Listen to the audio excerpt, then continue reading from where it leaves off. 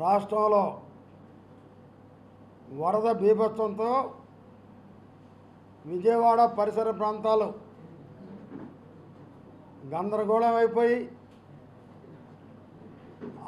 ప్రజాజీవనం స్తంభించిపోతే 2 రోజులు ముందే తుఫాను హెచ్చరికతో చంద్రబాబు నాయుడు గారు కొన్ని వేల ఇసుక బస్తాలు వేసి 400 మంది కూలీల చేత పనిచేయించి కొన్ని లంక గ్రామాలు మునిగిపోకుండా కాపాడిన ఘనత మా నాయకుడు చంద్రబాబు నాయుడుది. ఒరే టూరిస్ట్ జగన్, నీకు కృష్ణానదికి మరి బుడమేరు వాక్కి నీకు తేడా తెలీదు. నీకు అసలు ఇరిగేషన్ మీద అవగాహనే లేదు. నీ బతుకే పబ్జీ గేమ్ ఆడుకునే బతుకు. ఇంట్లో నుంచి ఏ రోజు బయటికి రాలేదు. అసలు బుడమేరు వాగు ఎక్కడుంది, కృష్ణానది ఎక్కడుంది, చంద్రబాబు ఇల్లు మునిగిపోతుందని బుడమేరు వాగు గేట్లు ఎత్తేసారు, అందువల్లే విజయవాడలోకి నీళ్ళు వచ్చేసినాయి అని చెప్పినటువంటి పనికి మారిన మాజీ ముఖ్యమంత్రి ఈ లెవన్ రెడ్డి, అంటే జగన్ రెడ్డి, ఈ మాజీ ముఖ్యమంత్రి. చేతగాని దద్దమ్మవు నువ్వు. ఏ రోజు బయటకు వచ్చావు? అసలు బుడమేరు వాగు నువ్వు చూసుంటావా? అక్కడ దోచుకుంది ఎవరు? అవినాష్, ఇంకొక ఎమ్మెల్యే 100 కోట్ల ఇసుక అమ్మేశారు. అంతా చదును చేసి బుడమేరు వాగు దగ్గర లేఅవుట్లు వేసి 100 కోట్లు దండుకొని నీకు నీ భార్య భారతికి అందజేసింది వాస్తవం కాదా? అసలు నేను చెప్పే చాదగాని దద్దమ్మ, ఇది బుడమేరు వాగు, ఇది సిబిఎన్ హౌస్, ఇక్కడ కరకట్ట, ఇక్కడ బుడమేరు వాగు ఉంది.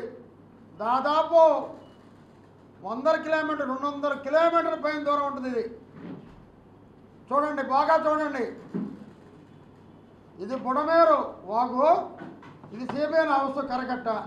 ఎంత దూరం ఉందో చూడండి. ఇది గూగుల్ మ్యాప్, ఎంత దూరం ఉందో చూడండి. చేతగాని దద్దమ్మ మాజీ ముఖ్యమంత్రి బుడమేరు వాగు గేట్లు ఎత్తబట్టే ఈ చంద్రబాబుని మునక్కుండా ఉండబట్టే దానికోసంగా బుడమేరు వాగు ఎత్తాను. చేతగాని దద్దమ్మ, అసలు బుడమేరుకి అసలు గేట్లు ఉన్నాయా? అసలు నీకు అవగాహన ఉందా? నీకు తెలుసా అని అడుగుతున్నా. దాదాపు 11,23,000 క్యూసెక్కులు ఈరోజు కృష్ణానదికి వచ్చాయి. ఒకవేళ వస్తే బుడమేరుకి 35,000 క్యూసెక్కులు మాత్రమే. అంటే అంచనాల ప్రకారం 11,000 చిల్లర క్యూసెక్కులు ఒక్క టీఎంసీ. 3 టీఎంసీ నీళ్లు కృష్ణానదిలో కలిస్తే చిన్నపిల్లాడు ఇది పోసినట్టే, చిన్నపిల్లాడు ఇది పోసినట్టే. దానికి ఏదో నువ్వు 100 కిలోమీటర్లు ఉంటే తీసుకొచ్చి ఎక్కడెక్కడో కలిపినట్టు నువ్వు కలిపి అబద్ధాలు మాట్లాడి వరసకి ఇంకా సహాయం చేయాల్సింది పోయి నీ ఆలోచనలు ఇవ్వు. ప్రజలు ఇబ్బందుల్లో ఉన్నారు, నువ్వేమిటో చెప్పు, నువ్వు ఈ వరదకి ఏమిస్తావో చెప్పు. అంతేగాని చంద్రబాబు సరిగ్గా చేయట్లేదు, మంత్రులు సరిగ్గా చేయట్లేదు, ఇంకేం చేయాలరా? ఏం చేయాలి? నీలాగా మొత్తం ఇప్పుడు వరదలు వస్తే మొత్తం హెలికాప్టర్లో చూసి ప్రజలు అన్యాయం అయిపోతుంటే హెలికాప్టర్ల నుంచి పిచ్చినావు అనుకున్నావు. నువ్వు ఒక శాడిస్ట్వి, చేతగాని దద్దమ్మ నువ్వు కూడా చంద్రబాబు విమర్శిస్తావా? 74 సంవత్సరాల్లో 14 సంవత్సరాలు యువకుడులాగా బోట్లో వెళ్ళి రాత్రి 2 గంటలకు కూడా బోట్లో తిరిగి ఆ ప్రజల కష్ట సుఖాలు విచారించి, జేసీబీలో తిరిగి, ట్రాక్టర్లో తిరిగి, నడువులో తిరగలో నడిచి ఈరోజు ప్రజలను ఆదుకున్న సంగతి నీకు తెలియదా లెవన్ రెడ్డి అని అడుగుతున్నా. ఓ చేతగాని దద్దమ్మ మాజీ ముఖ్యమంత్రి విమర్శించేది కాదు.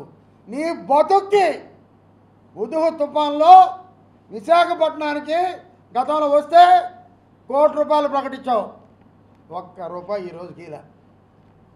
3.5 కోట్లకి పఫ్లు కోడిగుడ్డు తినేసావు నీ బతుక్కి. మళ్ళీ ఈరోజు ₹1 ప్రకటించావు. ఇస్తామా నమ్మకం లేదు.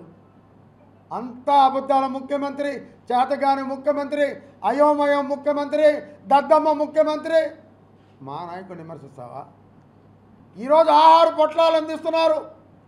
మరి నారాయణ గారు అయితే అక్కడే ఉండి నెల్లూరు నుంచి కూడా లక్షలాది పొట్లాలు ఈరోజు విజయవాడకి పంపిస్తున్నారు. నెల్లూరు పక్కన కార్పొరేషన్ నుంచి కూడా తెప్పిస్తున్నారు. అలా మా మంత్రులు పనిచేస్తున్నారు. ఇప్పటికైనా తెలుసుకో దద్దమ్మ.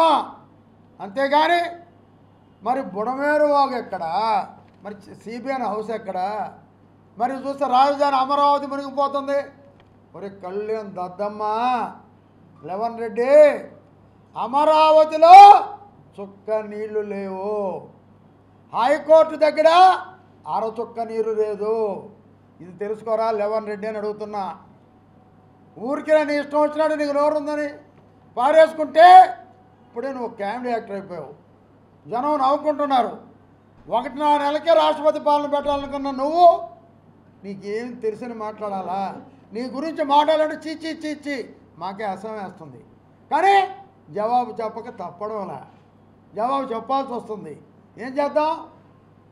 ఒక దద్దమ్మను గురించి మాట్లాడాల్సి వస్తుంది. 50 సంవత్సరాల తర్వాత గతంలో దివ్యసీమలో వచ్చిన ఉప్పెన తర్వాత అంతటి వరద ఈరోజు వచ్చింది. ఆ రోజు మండల వెంకటకృష్ణారావు గారు కీర్తిశేషులు, జలగ వెంగళరావు గారు బ్రహ్మాండంగా ఆనాడు పనిచేశారు. వారికి మించి ఈరోజు చంద్రబాబు నాయుడు గారు అక్కడ పనిచేస్తూ